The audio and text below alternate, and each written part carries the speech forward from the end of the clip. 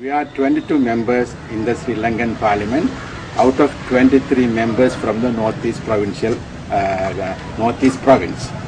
And we are specifically representing the Tamil people in Sri Lanka. So many Tamil people were abducted from the Northeast Province, even from Colombo. So many journalists have been killed.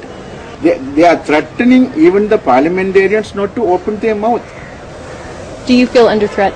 Definitely, we everybody, all the Tamil parliamentarians are under threat. Not only me, my colleagues also under threat. So actually, of course, no, we have to go back. I am here on in a small visit. I have to go back. I will be going back on 2nd of the next month. But you know, in Sri Lanka, whether it's parliamentarians or journalists or intellectuals or anybody else, at the moment, you know, they are very scared to open their mouth because it's like, you know, Nazis rule or like that, you know. You know, if we are support them, okay, are you my friend? Then support us. Or otherwise, you are my enemy. Like George Bush. If you support me, okay, you are my friend. If you criticize me, you are my enemy. That's what the Sri Lankan government is also doing. Most of the area is that belongs to the people, private lands, are under the control of army. So simply the civilians couldn't go back to their own land. They couldn't continue their day-to-day life. Not only that, even the large area in the sea was banned. The fishermen, they can't go to sea. They can't do the fishing. So actually the people, they are under the army control area. They can't do the fishing. They can't do the agriculture works. Gradually, you know, they have to depend on the government for day-to-day life. So these people have been taken from their land and they're put where? They're in the refugee camps. They're in the refugee camps. Actually, even last 15 years, more than 100,000 people, they are in the refugee camp only in Jaffna, apart from other areas. You see? So actually, when we were asking that, the government is not cooperating with us, because government always listen to the army. Army always sees things through the security point of view. They said if they allow the people, there will not be any security for them. So when we say that, look, you know, there is a ceasefire agreement. You know, if you go ahead with that, started to talk with LTT, find a proper settlement, then you have to go for that. Why are you thinking about the war? Right? You know, if you think about the war, then you have to, you know, do so many things and you will go towards the war.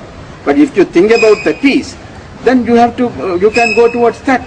But you know, if you are not allowing the people, you know, we are in a position couldn't answer them, because that is their land. The fishermen, he couldn't go to the, you know, they couldn't go to the sea. You know, what is their livelihood?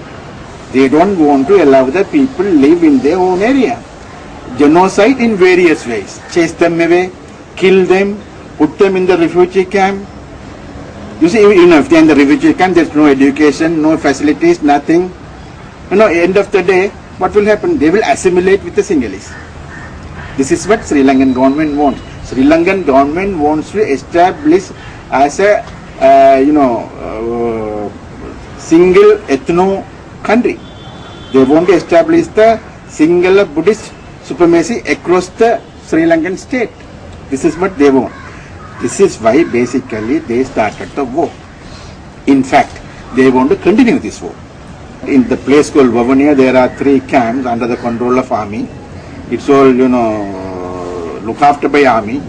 Even the parliamentarians or the people's representative, even they can't enter. It's like a detention camps. Once you go there, the people can't go out. What do you mean they can't go out? Because the army will not allow them to go out for whatever any purpose. They have to be within the camp. It's like a detention camp. No, without the permission of the army, you can't go out. The army will not give you the permission. For small example, actually, the ICRC brought about 300 injured people from the war zone area to Vavuniya. 200 injured people, and say about 110 or 120 people, they were supposed to look after these injured people. The 5-year-old child, 8-year-old child, they lost their hands, lost their legs. They were admitted in the hospital.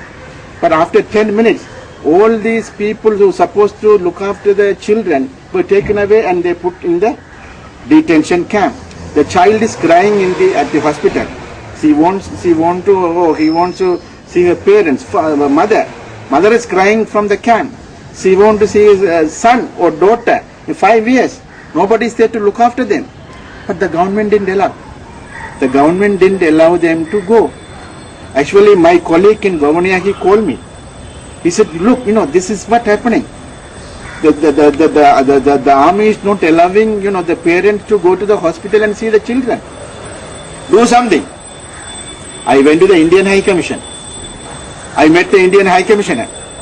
I told him, look, this is what happening. Do something.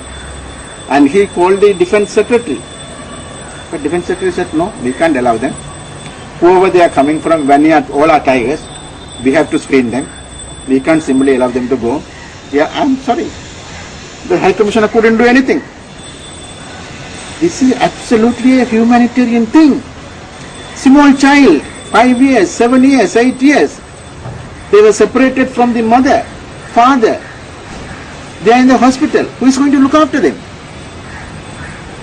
This is how actually the war zone area or the so-called welfare camps, all those things are like this.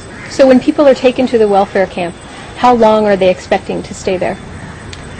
So far there is no stipulated time, but according to the information which we are getting, they are going to be there for another 5 to 10 years. They are not going to allow them to resettle. They are, taken some areas, about 1,000 hectares. They are going to put up small huts and they are going to keep the people over there.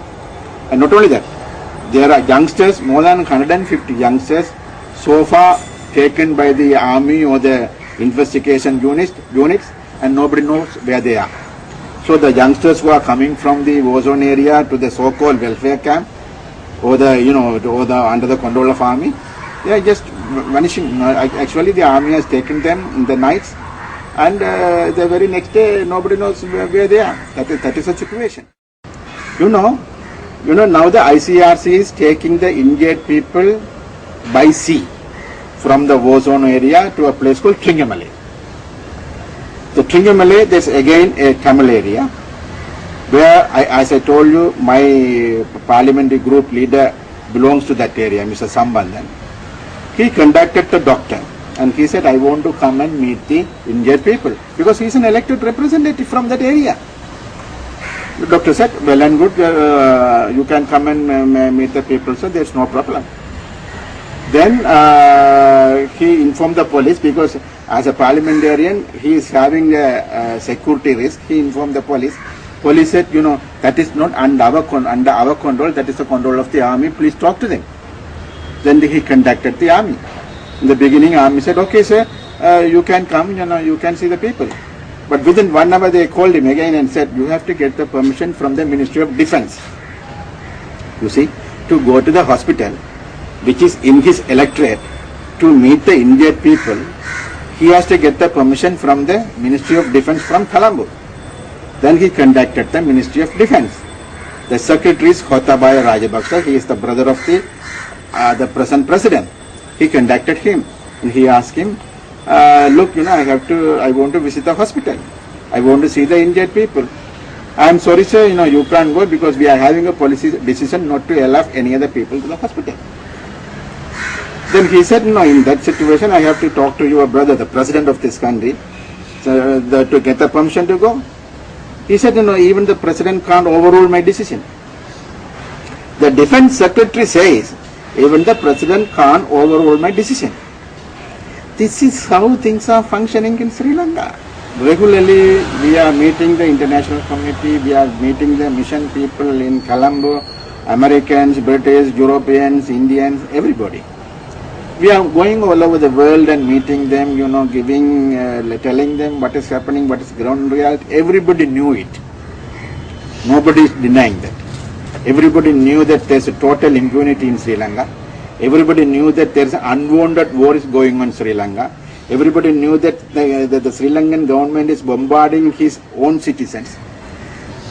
But we are helpless. Nobody is coming forward to support us. Nobody is coming forward to solve this problem. They are seeing the Sri Lankan government as a state.